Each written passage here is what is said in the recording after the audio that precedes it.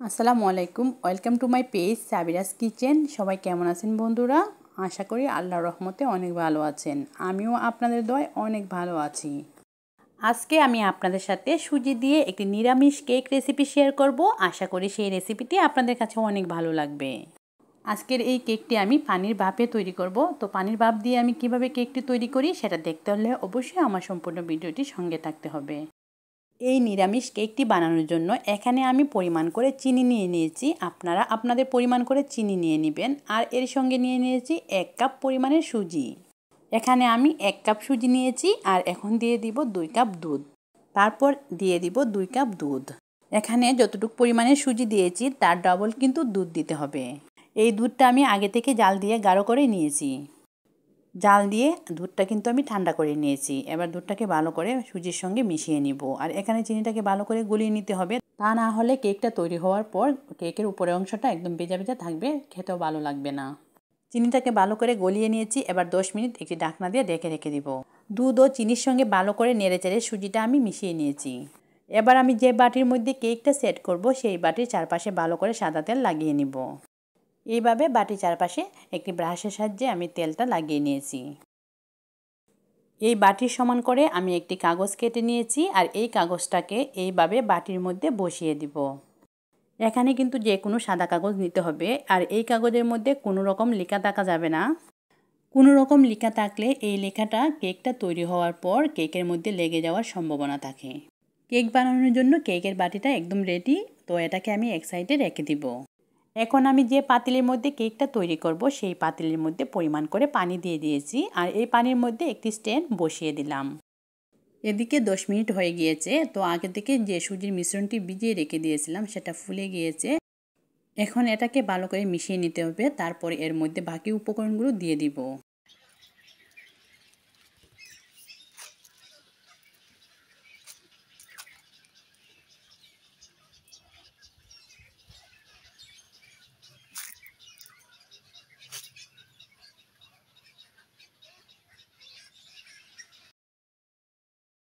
তো প্রথমে আমি এর মধ্যে দিয়ে দিব 1 কাপের চেয়ে কিছু কম সাদা তেল। তারপর আমি এর মধ্যে দিয়ে দিব আধা চা চামচের চেয়ে কম বেকিং পাউডার। এই কেকটাতে কিন্তু বেকিং সোডা ব্যবহার করা যাবে না। তো আমি এখানে বেকিং পাউডার দিয়ে দিলাম। তারপর আমি এর মধ্যে দিয়ে দিব হাফ চা চামচের পরিমাণে ভ্যানিলা এসেন্স। এই সকল উপকরণগুলো আমি একটু নেড়েচেড়ে মিশিয়ে নিব। তারপর আমি এর মধ্যে দিয়ে দিব 1 কাপ পরিমাণের ময়দা। এই ময়দাটাকে কিন্তু খুব ভালো করে চেলে নিতে হবে, তাহলে ময়দার মধ্যে কোনো রকম দলাভাব থাকবে না আর কেকটা একদম সফট হবে এবং খেতেও ভালো লাগবে। এখানে আমি 2 বারে ময়দাটা ব্যবহার করব। হাফ কাপ করে 2 বার দিয়ে দিব।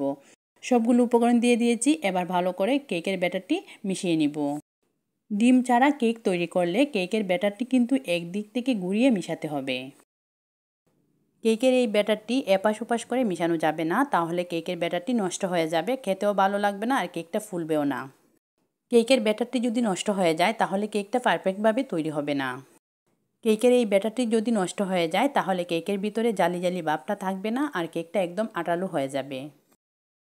3 থেকে 4 মিনিট নেড়েচেড়ে কেকের ব্যাটারটি আমি তৈরি করে নিয়েছি। তো বন্ধুরা, আপনাদের এখন দেখিয়ে দিচ্ছি কেকের ব্যাটারের ঘনত্বটা কেমন হবে। আমি একটি চামচের সাহায্যে আপনাদের ব্যাটারটা দেখিয়ে দিচ্ছি। এই যে ব্যাটারটা যখন উপর থেকে নিচে ফেলে দিব আর নিচের দিক থেকে ব্যাটারটা ফুলে উঠে আসবে, তখন বুঝে যাবেন কেকের ব্যাটারটি তৈরি হয়ে গিয়েছে। এবার আমি এই ব্যাটারটি বাটির মধ্যে ঢেলে দিব। তো বাটির মধ্যে ঢেলে দিয়ে এইভাবে উপর থেকে একটু ঝাঁকিয়ে নিব, নতুবা একটি চাকুর সাহায্যে এইভাবে মধ্যখানে কেটে কেটে দিলে হবে। তাহলে কেকের ভেতরে যদি কোনো বাতাস থাকে সেটা বের হয়ে যাবে। এইভাবে কেকের ভিতর থেকে বাতাসটা বের না করলে কেকটা তৈরি হওয়ার পর কেকের ভিতরে অনেক বড় বড় ছিদ্র দেখা যাবে আর কেকটা তখন দেখতে ভালো লাগবে না। কেকের এই বাটিটা আমি পাতিলের মধ্যে বসিয়ে দিয়েছি আর পাতিলটা আমি একটি ঢাকনা দিয়ে ঢেকে দিলাম। আর ঢাকনার এই ছিদ্রটা আমি একটি কাগজের সাহায্যে বন্ধ করে দিয়েছি। তারপর চুলার আগুনটা আমি বাড়িয়ে দিয়েছি আর এই কেকটা তৈরি করতে সময় লাগবে 30 থেকে 35 মিনিট। আর এই কেকটা তৈরি করার সময় পাতিলে যে পানি দিয়েছি পানিটা যদি শুকিয়ে যায় তাহলে এর মধ্যে অল্প পরিমাণে আবারও পানি দিয়ে দিবেন। তো বন্ধুরা, 35 মিনিট পর আমি একটি কাঠির সাহায্যে দেখে নিব কেকটা তৈরি হয়েছে কি না। তো কাঠিটা আমি দিয়ে দেখে নিলাম কেকটা আমার তৈরি হয়ে গিয়েছে। এই কাঠির মধ্যে যদি কেকের কোনো কাঁচা অংশ লেগে থাকে তাহলে বুঝবেন কেকটা আপনার তৈরি হয় নাই। সেই ক্ষেত্রে কেকটা আরও 5-10 মিনিট রান্না করে নেবেন। আমার এই সুজির নিরামিষ কেকটা তৈরি করা হয়ে গিয়েছে। এবার এই কেকটা চুলা থেকে নামিয়ে ঠান্ডা করে নিব। তারপর আমি এই কেকটা বাটি থেকে ছাড়িয়ে একটি প্লেটের মধ্যে নিয়ে নিব আর কেকের পেছনের অংশের যে কাগজটা দিয়েছিলাম সেই কাগজটা উঠিয়ে ফেলে দেব। তো বন্ধুরা, আমি এইভাবে খুবই সহজে তৈরি করে নিলাম নিরামিষ কেক।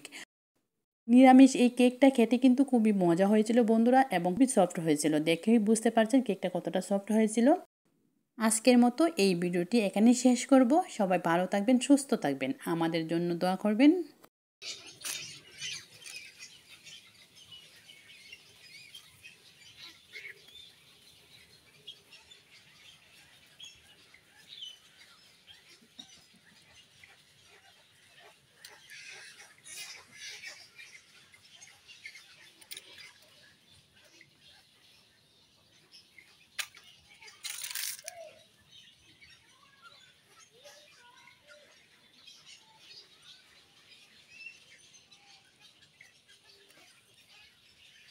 আর যদি বন্ধুরা আমার এই ভিডিওটি আপনাদের কাছে একটু ভালো লেগে থাকে, প্লিজ একটি লাইক ও কমেন্ট করে যাবেন। আর বন্ধুরা, আপনারা যারা এখনও আমার এই চ্যানেলটি সাবস্ক্রাইব করেন নাই, প্লিজ বন্ধুরা আমার এই চ্যানেলটি সাবস্ক্রাইব করে নেবেন আর পাশে থাকা বেল আইকনটি বাজিয়ে দিবেন। আসসালামু আলাইকুম।